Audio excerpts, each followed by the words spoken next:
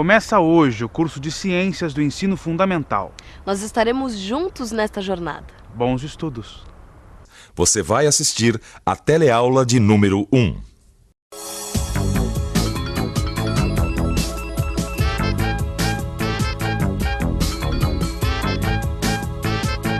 Você sabe por que a gente precisa estudar ciências na escola? Oi, por favor. Você sabe por que a gente estuda ciências na escola? Na escola eu acredito que seja importante para a gente conhecer o nosso ambiente. Para ampliar os nossos conhecimentos. Do que trata um cientista? Eu acho que pesquisa a respeito da natureza em volta da gente. Atmosfera, fórmulas. Ele estuda a origem da vida, a origem do universo. Você já estudou ciências? Já estudei ciências. Já estudei ciências. O que você estudava no seu curso de ciências? Sobre o solo, sobre vegetal, sobre tudo. Para conhecer mais sobre o ser humano, o desenvolvimento da Terra, dos seres vivos e tudo. Pois é. A gente estuda ciências para entender melhor o mundo em que vivemos. Se você entender melhor como é o mundo, melhor vai poder se virar dentro dele. Agora, será que dá pra gente aprender ciências numa padaria?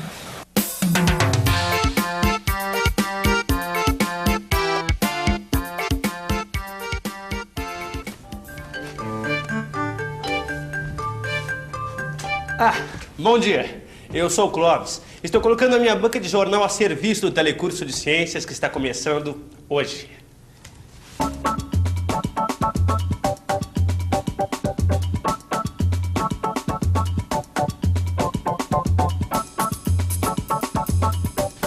No nosso telecurso de ciências, nós vamos estudar situações que acontecem no nosso dia a dia. Só que nós vamos adotar o ponto de vista da ciência. E para saber das coisas que acontecem no nosso dia a dia, nada melhor do que isso aqui, ó. O jornal. Mas o jornal é apenas um dos recursos que nós vamos utilizar. No telecurso de ciências, nós vamos aprender, por exemplo, como era a Terra há milhões e milhões de anos e como ela é hoje. Como é a Terra por dentro. Quantas espécies de seres vivos existem na Terra e onde estão. Vamos ver como a ciência explica um gol perdido numa partida de futebol. E na aula de hoje você vai ver por que quando a gente abre uma geladeira, uma garrafa de cerveja, sai aquela fumacinha. Nós vamos mostrar as coisas aqui de um jeito que vai fazer você se sentir tão à vontade como se estivesse estudando ciências na lanchonete do seu bairro.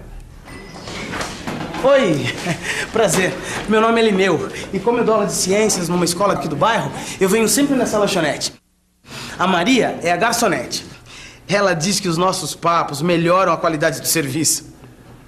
Por exemplo, ela adorou aprender que o prazo de validade de um enlatado tem uma explicação científica. Isso é super importante. E ter um freguês professor tipo Lineu é um luxo. Primeiro, porque a gente aprende um monte de coisas. E depois porque a gente aprende a aprender. Não é, Alberto? É isso aí, Maria. E aquele ali é o Alberto, o dono da lanchonete. Ele gosta muito de discutir, trocar ideias comigo e comprovar na prática todas as coisas que ele aprende com as nossas discussões. Uma das coisas que eu já aprendi com o Lineu foram as qualidades básicas do cientista. A perseverança e a busca de um método. E olha, isso vale tanto lá no laboratório quanto aqui fora, na vida da gente. Obrigado. Não é isso, Lineu? É isso aí, Alberto. Perseverança e busca de um método são as qualidades básicas de um cientista.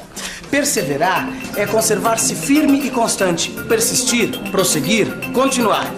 O cientista é um cara que quando quer descobrir alguma coisa, vai até o fim. Um bom exemplo de perseverança do cientista são as notícias que saem no jornal sobre os pesquisadores que procuram a cura da AIDS. Todos os dias, alguém, em algum lugar, está experimentando um novo remédio, uma nova vacina. Até agora, a AIDS ainda vem conseguindo driblar os cientistas e a epidemia continua.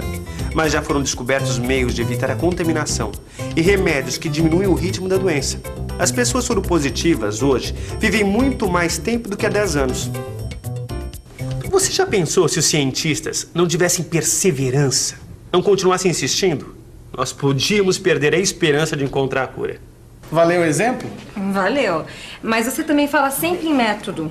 Método é o caminho pelo qual se atinge o objetivo. Um modo de proceder, uma maneira de agir. Então, quer dizer, os cientistas trabalham com um método para poder organizar um pensamento e descobrir ligações entre um fenômeno e outro. Tá dando para entender? Mais ou menos. Dá, assim, um exemplo para eu entender melhor. Vamos voltar ao exemplo da AIDS. Quando a AIDS ainda era uma doença desconhecida, as pessoas começaram a pegar um monte de doenças diferentes e morrer delas. E ninguém sabia por quê. Então os cientistas tiveram que adotar um método, ou seja, uma maneira de agir organizada, até chegarem à conclusão que todas aquelas doenças eram causadas por um tipo de vírus. Os cientistas foram estudando caso a caso até descobrirem o vírus HIV, que é um tipo de vírus que destrói a defesa natural do corpo. Viu só? Por isso que perseverança e método são tão importantes para um cientista. Método e perseverança. Muito bem. Mas agora vamos ao assunto da nossa teleaula de hoje.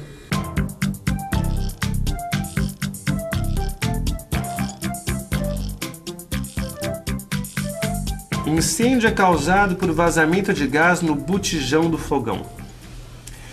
Vazamento de gás de cozinha. Todo dia a gente lê no jornal ou escuta de algum vizinho alguma história sobre vazamento de gás do botijão. Vamos saber o que isso tem a ver com a nossa teleaula de hoje?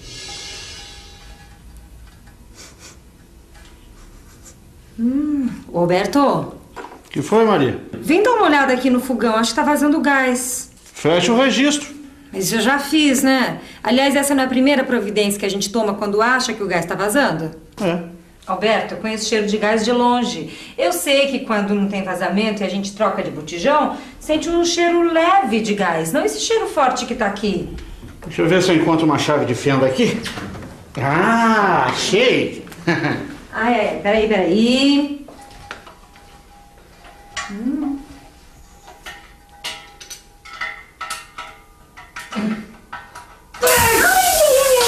Abre todas as portas e janelas e fica lá fora. Eu vou buscar o Lineu. Como o cheiro estava muito forte, Maria fechou o registro e chamou o Alberto. O que foi que o Alberto fez? Eu fiz bobagem, na verdade. É perigoso mexer na válvula do botijão, pois ele pode explodir e incendiar. Mas dessa vez, nada disso aconteceu. Vamos ver agora o que aconteceu com o gás que escapou do botijão. Eu pensei que fosse pegar fogo, mas ele tá cheio de gelo. Seu botijão congelou, Roberto. Ô, Maria, você mexeu no botijão? Usou algum extintor de incêndio ou coisa parecida? Imagina, não fui eu, fiquei o tempo todo aqui escondida aqui atrás.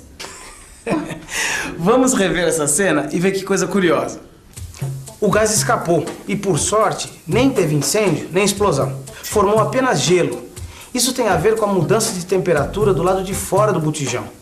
O gás que escapou roubou o calor do ar que encontrou do lado de fora. Para entender melhor, vamos ver um exemplo menos perigoso. Por que quando a gente abre uma geladeira ou um freezer de sorvete como esse aqui, sai essa fumacinha? Porque tá gelado lá dentro. Porque aqui fora é quente, lá dentro é frio. Você viu só? Quando a gente abre uma garrafa de cerveja ou de refrigerante, também sai uma espécie de fumacinha do gargalo. Por que será que acontece isso?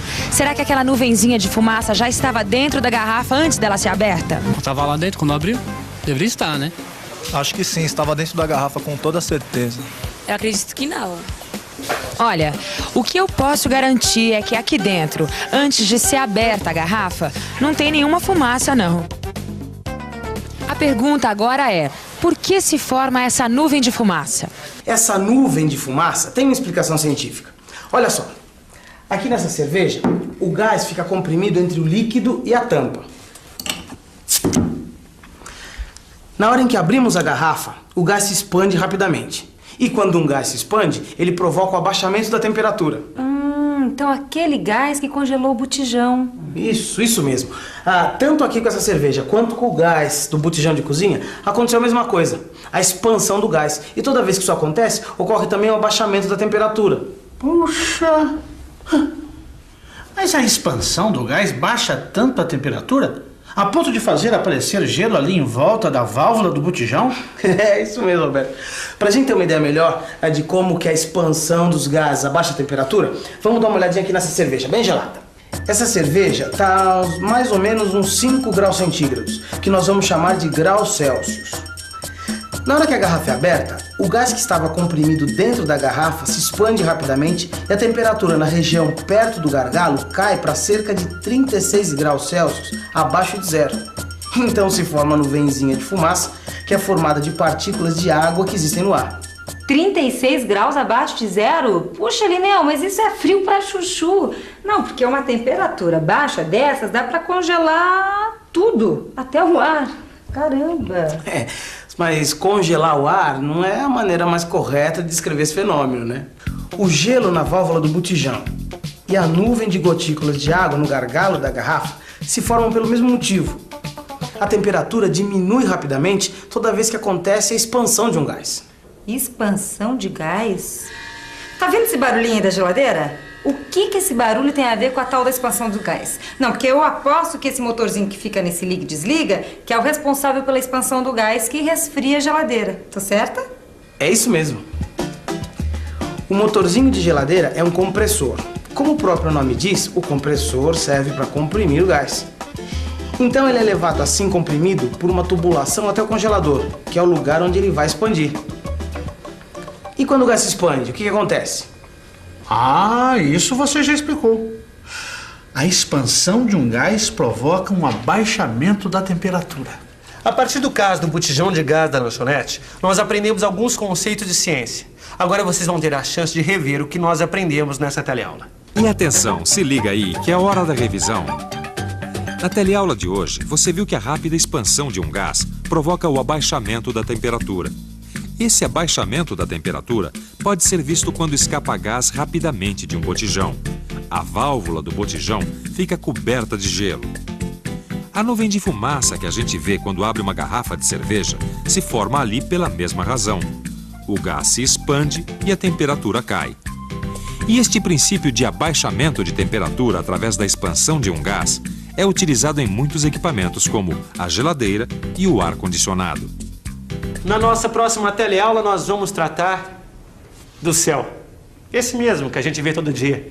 Até lá.